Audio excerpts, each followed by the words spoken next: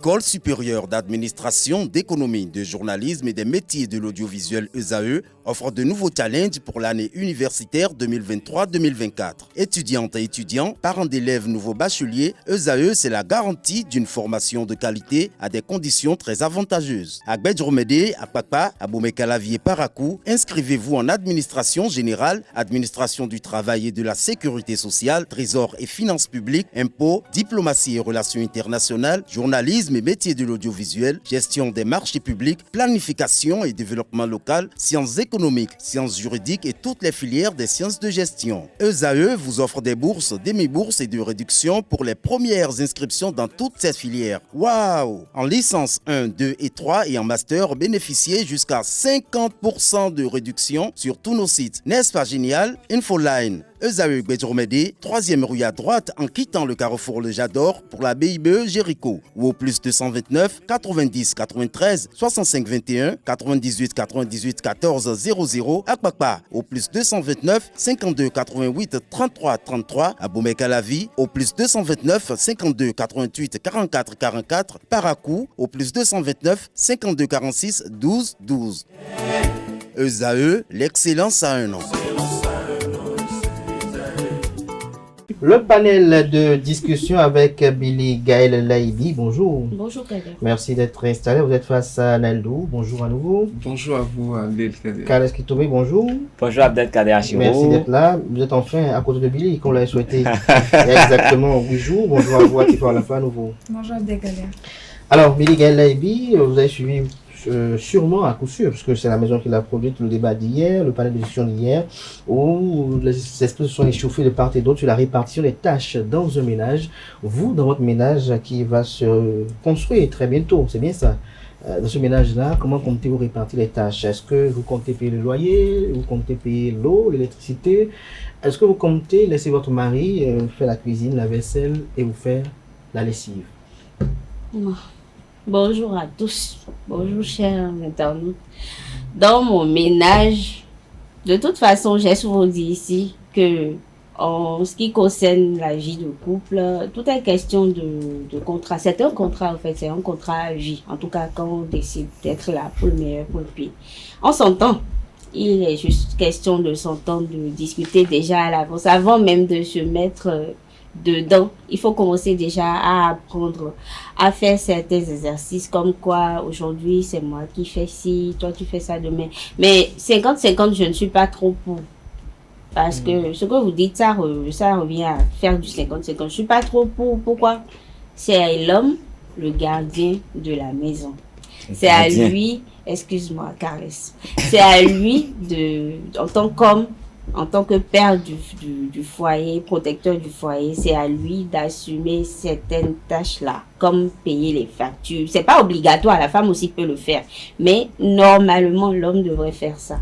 La femme, puisqu'elle s'occupe déjà des enfants et de leur éducation, je dirais plutôt qu'elle, lorsqu'il y aura les enfants, pourra mieux se concentrer. Parce que de toute façon, même si l'homme dit qu'il va payer tout le tout, quand elle prend l'argent de popote ne suffit pas souvent.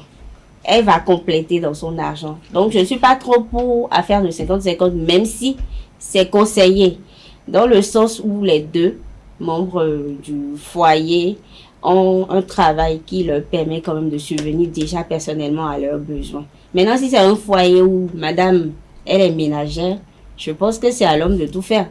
Donc, pour conclure par rapport à cette question, 50-50 va dépendre du type de foyer construit. Si les deux partenaires sont fonctionnaires, sont des travailleurs, ils vont au boulot le matin et reviennent le soir, selon leur emploi du temps, on peut s'entendre.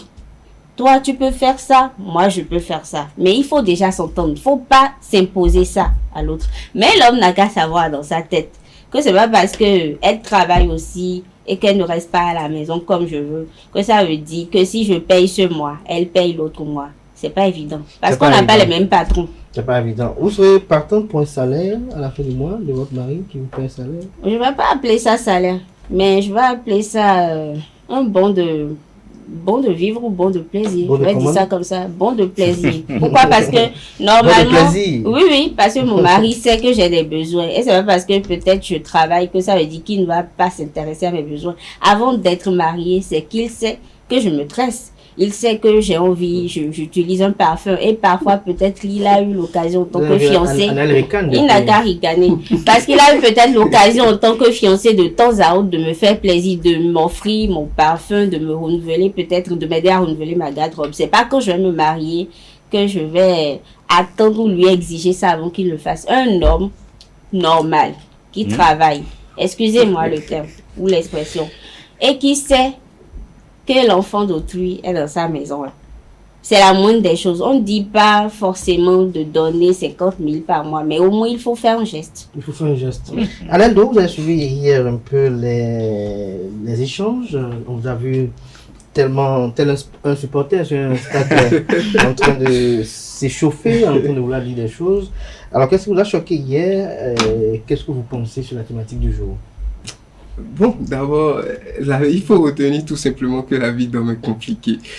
Tout le temps, je vois, on dit, ton ami, l'enfant d'autrui sur un toit, comme si l'homme quittait un arbre, tout simplement, et devrait venir assouvir les besoins de tout le monde, satisfaire tout le monde. C'est à côté de vous hier, il disait qu'elle veut un salaire de 300 000. Bon, ça fait partie d'une des choses qui m'ont choqué d'ailleurs. C'est pour ça que je me suis mis à côté d'elle pour la pincer au moment opportun. Donc par rapport au sujet, tout simplement, je crois qu'il n'y a pas de choses fixes pour qui que ce soit dans la maison. Il n'y a rien de ça, la cuisine c'est pour madame, si c'est pour telle personne, il n'y a rien de fixe. Je suis à la maison avant madame, si je comprends que je suis à la maison avant elle, c'est ce que je peux faire à la cuisine, je le fais avant qu'elle ne vienne. Si je suis à la maison... Et si elle prend l'habitude de venir un peu en retard alors, pour passer la cuisine? On a dit, et tout à l'heure, mon aîné disait que l'homme est le gardien de la maison. Pas pour gardien qui reste au portail, mais c'est lui qui veille sur tout dans la maison. Ce qui fait qu'il est un chef en quelque sorte. Il n'est pas obligé. Un chef ne fait pas tout. Un chef n'est pas un chiffon. Voilà, un chef n'est pas un chiffon. Il ne fait pas tout d'ailleurs. Mais pour la vie de couple, puisqu'on se complète, on s'entraide. Donc ce qui fait que les tâches qui sont réservées à la femme, je peux être en train de le faire. Par exemple, si elle est enceinte ou elle a des difficultés sanitaires, je peux être en train de faire des choses que mes parents vont trouver peut-être très absurdes. Pas forcément quand elle est enceinte. Quand elle est enceinte. Parce que si elle n'est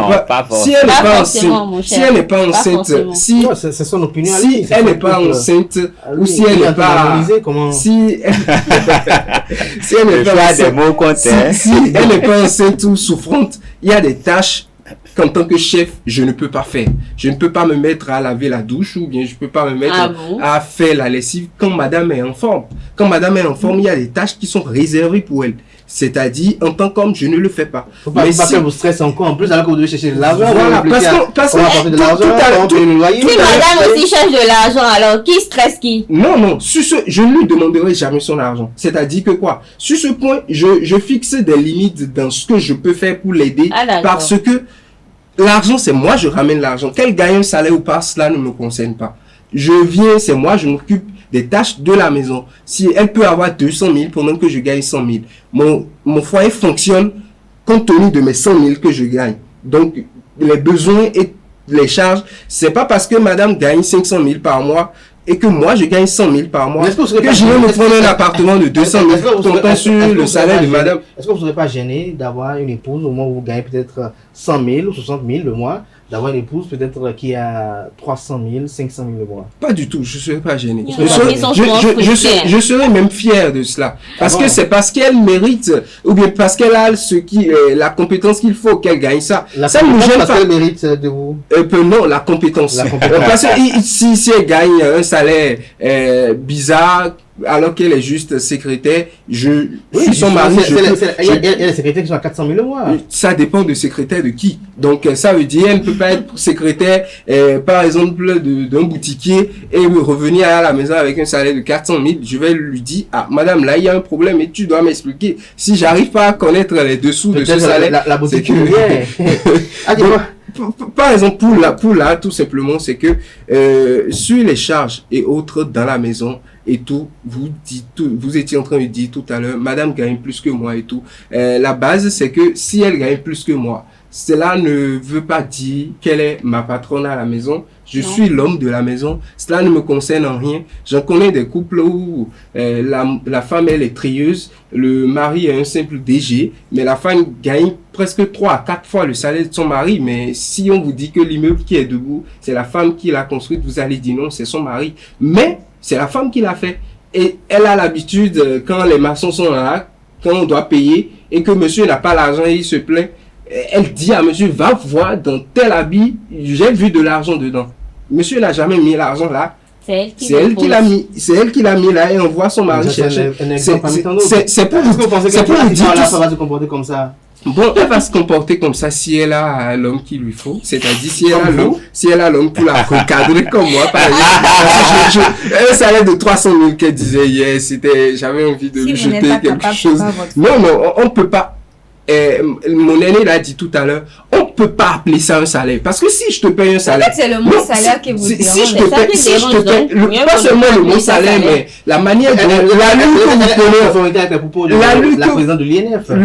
que vous prenez en disant salaire, c'est que si je vous paye un salaire, je ne suis pas reconnaissant. Ça veut dire que quoi? Je vous paye un salaire, ça veut dire que vous êtes payé pour les tâches de la maison, vous êtes payé pour le temps. Voilà, je peux rompre le contrat, mais je peux vous malmener même. Parce que c'est un salaire, je vous paye. Et il n'y a pas de reconnaissance. Calès Kitomé disait hier une chose, si je vous paye un salaire, ne vous attendez pas, si je suis très nanti, à avoir peut-être une part dans mon héritage à la fin de ma vie. C'est que je vous ai payé constamment. Il n'y a pas de l'héritage. Voilà, je ne peux pas donner un héritage à mon on va écouter Atifa Alafa qui a sûrement des arguments pour se défendre. J'attends ces arguments. Non mais vous savez, Annelle, moi j'ai pas...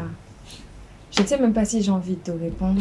Vous n'êtes pas dans la même team, c'est ça? Non. C'est pas la même team. Non, pas du tout. C'est pas la même team, en fait. Vous avez compris, c'est pas la même team. C'est-à-dire quelqu'un en Super League, comment on dit ça? Suite. Quand un homme veut prendre une femme, c'est parce qu'il est capable de supporter cette femme-là. C'est parce qu'il sait que, ça là, c'est mon gabarit, c'est mon niveau, c'est ce que je peux. Ah, donc il y a niveau, pas niveau. Effectivement. Tu peux pas avoir une femme d'un certain standing donné et que toi-même tu sois dans un standing donné, que tu te dises celle-là je peux la gérer ou bien celle-là je peux la prendre. Non, l'amour. La gérer. Non, mais l'amour transcende tout ça. L'amour transcende tout ça. C'est la génération d'aujourd'hui qui sont ce la génération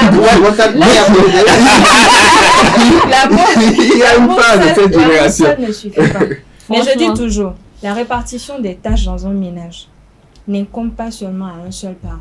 Tout doit se décider ensemble. Mais j'insiste toujours, ce côté de finance, là, c'est à l'homme. Parce que moi, par exemple, je suis musulmane. Et même dans la religion musulmane, ça a été clair. L'homme s'occupe des besoins du foyer. Parce que c'est le chef de famille, c'est le responsable. Que sa femme travaille ou pas, c'est pas son problème. Est-ce que le Coran exige à la femme de travailler? Sous l'autorisation de son mari. Non, la femme peut travailler.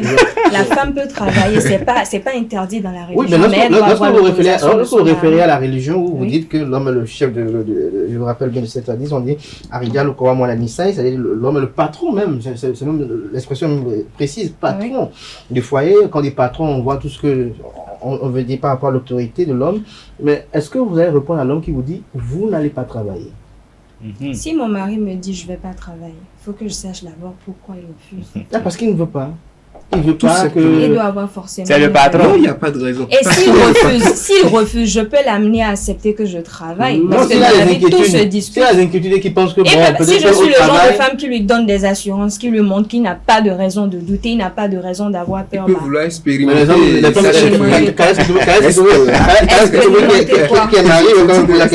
Vous êtes marié, mais malgré les assurances que vous avez avec votre femme, parfois vous avez parfois d'avoir des regards un peu gendarme, n'est-ce pas? Ben, c'est obligatoire. Si vous êtes un homme, un frère, et que vous avez, il y a de faux. Et que vous avez une femme qui en vaut la peine, il faut regarder autour quelquefois quand même. Parfois, parce que ça attire les regards. Combien de temps elle fait chez le meunier? Ah non, oui, surtout les meuniers sont très dangereux. Ils sont très habiles. Très dangereux. Je ne sais pas, ils sont là de pouvoir. Ils sont des professionnels. Ils sont trop forts. Je n'ai jamais compris comment ils s'arrangent. Les meuniers, les chauffeurs, c'est des gens hyper dangereux dans cette histoire. Donc moi, je les crains particulièrement. Mais ça n'empêche pas que ma femme puisse vaquer librement à ses occupations. C'est la vie, c'est naturel, mais je crois que la première chose à ça, c'est l'éducation. C'est l'éducation. Moi, il m'est arrivé un jour de faire la cuisine parce que je suis rentré, ma femme me disait qu'elle se sentait pas bien, elle avait mal à la tête.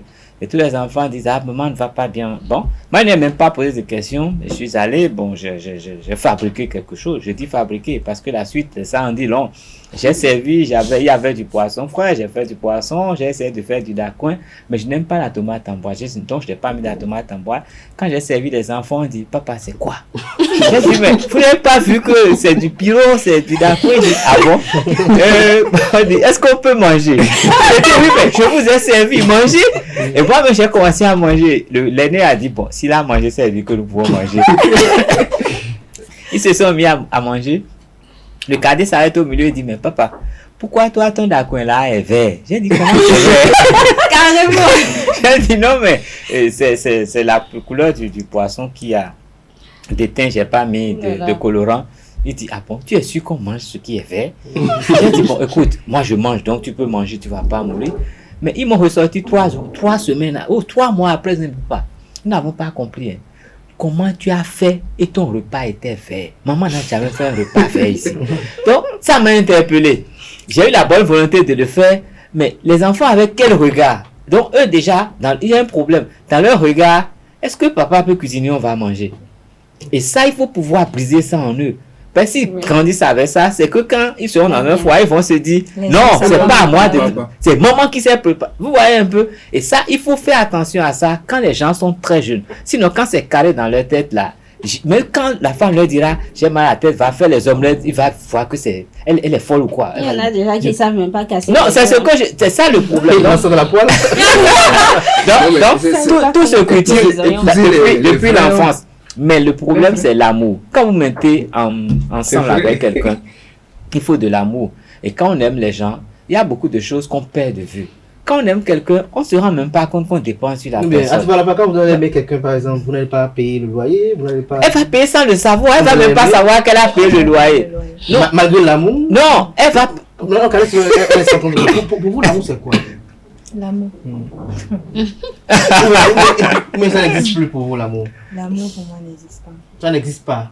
C'est un leurre. Mais vous êtes le fruit de l'amour. Vous êtes amour. Non. Qu'est-ce que pour vous, l'amour n'existe pas. Et qu'est-ce qui existe aujourd'hui? Des contrats? Des intérêts. Des intérêts aujourd'hui. Donc, ce sont les intérêts qui convergent aujourd'hui.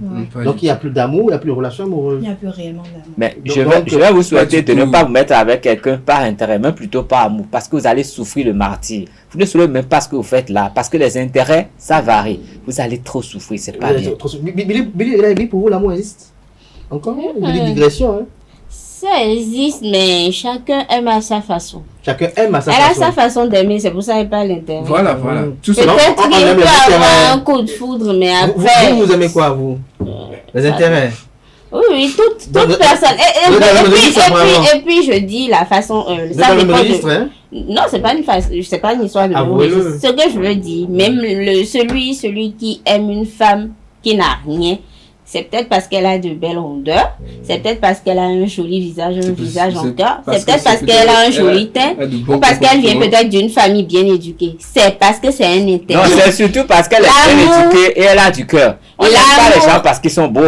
On s'amuse avec ce qui est beau. Non, je te dis, je ne refuse pas. L'amour, c'est aussi avec intérêt. C'est pour ça que je dis, ça peut ne pas être matériel, mais c'est intérêt. Mais pour vous, c'est matériel. N'est-ce pas? Adèle, pour vous, l'amour existe? Attendez. Je n'ai pas dit ça. Évidemment, l'amour existe. Vous avez vécu l'amour? Je peux le dire, je le vis. Vous l'avez vécu, vous le vivez encore jusqu'à présent. L'amour existe. Est-ce que vous êtes en harmonie avec votre partenaire? Évidemment. On est en parfaite harmonie. Pour moi, l'amour existe. Et quand deux êtres... deux ex ou deux ex? Deux êtres. Deux ex ou deux êtres? Non, être. Je vois deux ex en lorsque deux ex se remettent, c'est ça? Non, deux êtres. Voilà. Carles Kitome le disait tout à l'heure, vous allez faire des choses sans vous en rendre compte. Par exemple, moi, il m'est arrivé déjà, même parce que ma partenaire était à la maison, chez ma mère, et que le propriétaire se pointe pour prendre le loyer, et que je n'étais pas là. tout simplement, elle l'a payé. Mais elle m'a jamais réclamé ça. Mais je comprends que les femmes ont des systèmes pour me reprendre l'argent sans jamais me dire que c'est le loyer. C'est clair. Donc, quand elle t'aime, il y a des choses qui vont... Non, il y a des choses qui vont prendre la route facilement. Donc, il n'y a pas une histoire de ci ou ça, ou je n'aime ou j'aime pas. Quand vous êtes là, c'est que vous ne faites pas forcément la part des choses. Mais quand vous êtes un homme, assumez votre responsabilité. On assume notre responsabilité. Jusqu'à la fin. La responsabilité, je l'assume. Quand la femme participe à certaines charges ou à certains devoirs qui incombent à la base à l'homme, à un moment donné, forcément, il peut avoir même de manque de respect. Non, pas du tout. Peut-être sans même le vouloir. Non, pas du tout. Peut-être sans même le vouloir. Pas du tout. Vous savez pourquoi je dis pas du tout. C'est quoi vous tenez la maison. Vous savez pourquoi je dis pas du tout. Mais parfois, même quand l'homme ne vous impose rien, il est judicieux pour la femme parfois de participer à certaines choses. Parce que quand vous êtes avec quelqu'un qui fait tout pour vous, vous allez voir que la personne aura une façon de vous dominer, de vous enfermer totalement. Parce qu'il a pouvoir de décision de vie ou de mort sur vous. C'est pour ça que je ne conseille même pas à mes jeunes sœurs d'accepter un homme qui dit « reste à la maison, ne fais rien ». Parce que quand il te dit reste à la maison, ne fais rien, il doit te trouver des alternatives pour que toi-même tu puisses gagner ton le reste à la maison, je ne fais rien avant de revenir à la fin. C'est quand même lié à beaucoup de facteurs. Il y a certains, c'est peut-être parce qu'ils ne veulent pas que cette femme rapporte de l'argent, peut-être pour venir les embêter, les manquer de respect, parce qu'on sait la femme, quand elle contrôle l'argent, on sait comment se comporte. D'autres aussi, c'est parce qu'ils veulent éviter que des œuvres de tant d'années, des souffrances de tant d'années, soient écoutées par une relation non, mais l'homme n'oublie jamais d'où il vient. Donc, le début des relations compte. Si l'homme a arraché la copine de son ami, il est toujours dans cette crainte de voir son ami revenir ou de voir quelqu'un d'autre l'arracher aussi. Donc, il est beaucoup plus, je ne sais pas, paternaliste. Et il emprisonne en quelque chose pour éviter que cela lui arrive. Mais si c'est arrivé une fois, c'est que ça va revenir. C'est une évidence. Alors, à la fois pour vous, quelles sont les tâches qui de droit reviennent à une femme dans votre jargon, dans votre registre, si on reste dans votre monde à vous?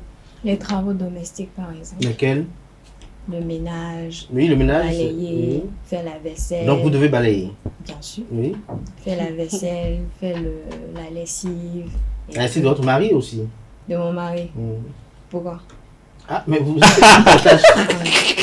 non, là, je comprends plus rien. Vous voulez faire la lessive? Cette tâche, c'est faire la lessive de qui? Maintenant, vous voulez faire la différence en quoi? Mais Anaël, c'est quoi? Vous voulez faire la lessive de qui? Si c'est pas ça la lessive, vous voulez faire la lessive de qui?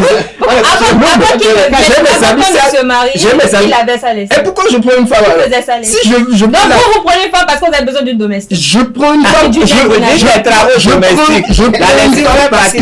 avant qu'on ne se marie, avant qu'on ne se mette en couple, il vivait quelque part. Il gérait ça. Je ne payais pas. Je ne payais pas le loyer pour une personne. Si je vous amène. Si je vous prends de chez vos parents, je vous amène. Je prends soin de vous. Je vous amène à l'hôpital quand il le faut. C'est-à-dire, je vous aide à avoir des enfants de la prochaine. Je fais tout ça. On se complète. Avoir les enfants, c'est le aussi. Je ne vais pas dire salaire, mais si je participe à votre plaisir, c'est-à-dire je vous donne tout, c'est-à-dire que là où vous êtes, même si vous ne dépensez pas 25 francs de votre salaire, c'est-à-dire vous êtes ok, c'est tout au moins vous. Non mais il y a un truc que je ne comprends pas. C'est parce que je mérite cela. Parce que le jour vous ne faites pas, vous allez noter de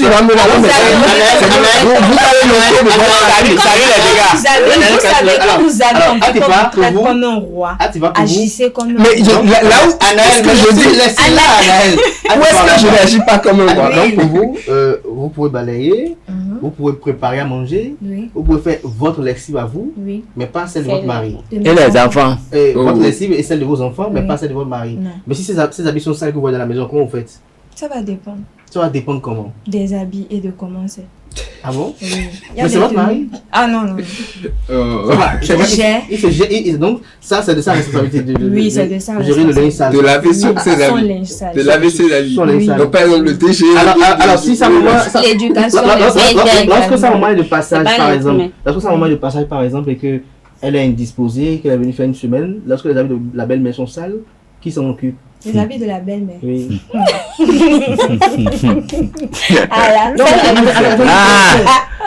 C'est compliqué. C'est vraiment compliqué. Alors, c'est très très compliqué. donc avouez-le, vous n'allez pas le faire, c'est ça? Pour la belle-mère, Oui. ça va dépendre. Ça va dépendre encore à ce niveau-là. Oui, ça va Donc finalement, pour vous, je suis dans un foyer ne veut pas dire que je me transforme en une domestique. Personne n'a dit que vous êtes une domestique. Et si c'était votre mère? Bon. Ma mère, bien sûr que je vais la laver. Non, donc tu vous vas ne laver pour ta belle-mère. Vous n'avez pas de place dans le foyer. Non, même pas Sa mère, c'est sa mère. de poser les tenues à Sa mère, c'est ta mère. Alors, Je n'ai même pas besoin de le dire. Je vais retourner vers Billy Laibi. Donc, vous êtes partisane alors que monsieur puisse ramener une domestique à la maison pour lui faire sa lessive. S'il veut. Une domestique. Oh là Donc, là. Une lavandière. je serais Une prête lavandière. pour assumer les Une dégâts. lavandière, mais c'est pas comme si elle reste là. Ouais, Ah oui, je suis une lavandière. Oui, je... Abel Kayashi, si j'amène une lavandière, c'est elle qui paye la lavandière. Parce que ma lessive, c'est sa responsabilité. Si vous voulez que je paye Si j'amène une lavandière, elle paye la lavandière. C'est pas mon problème, rien ne me concerne. Si je veux porter une chemise, je dois retrouver ça propre. Alors, Billy Laibi, Tout simplement. vous ferez la lessive pour votre époux? Ça va dépendre dans le sens où peut-être si on n'a pas encore d'enfants, j'ai pas assez de charges. Encore que, comme je dis, ça va vraiment dépendre de comment on s'entend dans le foyer. Il y a une question qu'il faut se poser d'abord. Est-ce que vous continuez de faire la lessive vous-même encore, Billy? Je lave mes habits. C'est C'est vrai que le week-end dernier, j'ai pas pu le faire. Mais je lave toute ma toujours. lessive. Il y a des tenues que j'envoie bien savez, évidemment au presse, et- mais il y a d'autres que je lave. Je lave mes dit c'est un chemin. vêtements Dans la avec partie de plaisir. vêtements, Et il faut je choisir. préfère mieux quand c'est Je vraiment lave qui les depuis lave. des Maintenant, en ce années. qui concerne laver les vêtements de mon mari ou de mon conjoint, on va vraiment s'entendre sur ça. Il y en a qui eux-mêmes savent dans leur tête que l'enfant d'autrui là s'occupe déjà. Oui, j'aime l'expression là pour traumatiser. L'enfant d'autrui là. Qui est avec l'enfant d'autrui? Oui, tu avais l'enfant d'autrui, c'est vrai, tant que tu ne viens pas d'un tronc d'arbre, mais au moins l'enfant d'autrui qui déjà accepte après le boulot, en tout cas qui travaille après le boulot, vient à la maison te faire à manger, Juste pour ça. te faire aussi à manger. Juste pour ça. Vous comprenez? Oui, te nourrir et te nourrir. Tu Non, peux quand même. On se nourrit. Bref, tu peux comprendre au moins que l'enfant d'autrui n'est pas obligé de faire jusqu'à la lessive, ou en tout cas n'est pas obligé de tout laver. Avec mon On argent. s'entend Ah, et vous on prend entendez une pas. lavandière. Non, ça ne veut pas dire que je ne ferai jamais. Ça ne veut pas dire que je ne ferai jamais la lessive, mais de temps à autre, on va confier ça. Vous avez grandi, vous avez vu papa, maman. Alors, papa, maman qui faisait la lessive à papa? Papa, c'était comme le modèle, je vais dire, papa galant et aimant. Il ne dérangeait pas. C'est maman qui, de sa volonté, prenait. C'est ça l'amour. C'est pour ça que je dis, c'est pour ça que je dis, ça ne veut pas, non, j'ai pas dit que je ne ferai jamais la lessive. J'ai pas dit que je ne ferai pas la lessive, mais j'ai dit, on va s'entendre. Oui, ça va dépendre de... Lorsqu'il y a des critères... Non, c'est pas que j'ai dit... Non, je vais en faire. Mais il y a des matières de tenue, il y a des trucs que je ne pourrais quand même pas laver moi.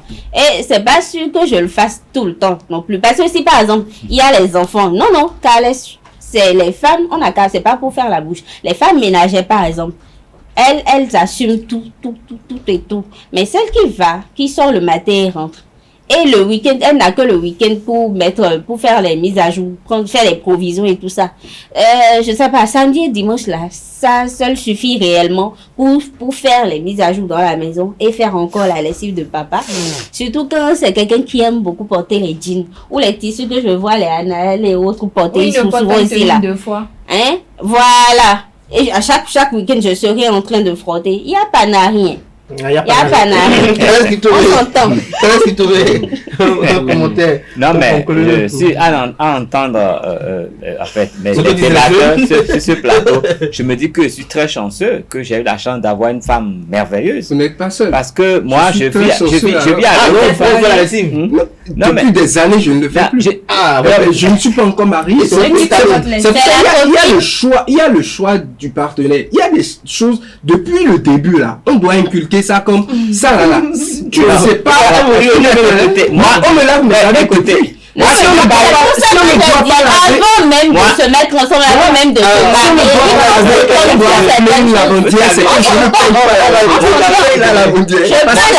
aller avec plaisir. Moi, il y a les volets sur lesquels je n'ai pas fait aucun effort. Certaines choses sont venues naturellement et j'ai dit, je me rends compte aujourd'hui que je suis très heureux et que j'ai été très chanceux parce que on dit des choses ici, mais chez moi, je ne me rends même pas compte, je ne sais même pas qui fait. Je ne sais même pas comment ça se fait. Seulement tout est en place. Tout est en place. Et puis vous savez, quand vous êtes dans un ménage, vous disparaissez au profit de votre ménage. Vous n'existez plus, c'est le ménage qui existe. Les intérêts sont les intérêts du ménage. Vous n'avez plus d'intérêt à défendre. Si votre maman a des soucis, c'est votre ménage qui a des soucis. C'est pas à vous seul de vous en occuper. Si votre belle-mère a des soucis, non, si la belle-mère a des soucis, c'est votre ménage qui a des soucis. Ça va impacter tout. Elle est tout le temps là, s'occuper des enfants, s'occuper du ménage. Elle ne prend pas soin de son mari, elle est débraillée. Non, ça, il y a des moments de crise. Il y a forcément des moments de crise. Et il faut savoir qu'elle se fasse belle pour le mari ou bien. Je n'ai pas dit de se négliger, mais c'est qu'on se fond dans ce ménage. Son bonheur passe par le bonheur du ménage. Son bonheur passe par le bonheur de l'autre. Et quand on regarde ça comme ça, on ne se rend même pas compte qu'il y a des choses qui manquent. C'est l'autre qui voit ce qui manque chez vous et qui essaie de combler aussi sans souci.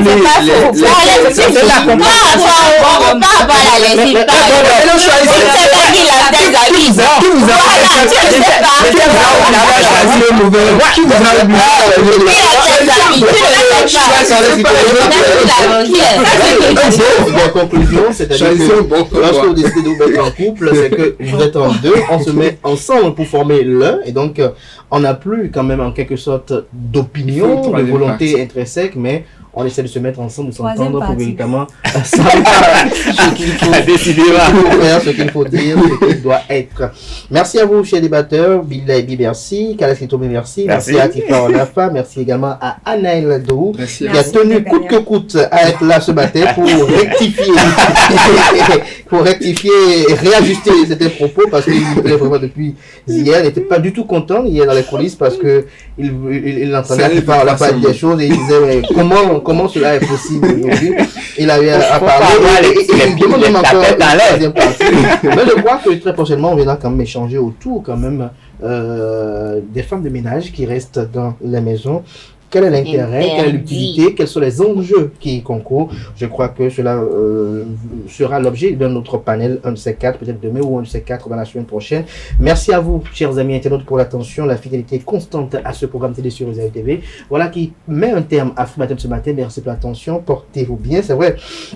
Il n'avait pas dit qu'on allait se voir ce jour, mais on ne sait jamais, peut-être je peux revenir demain, comme à lundi prochain, par la grâce toujours et la volonté divine, plaise au ciel.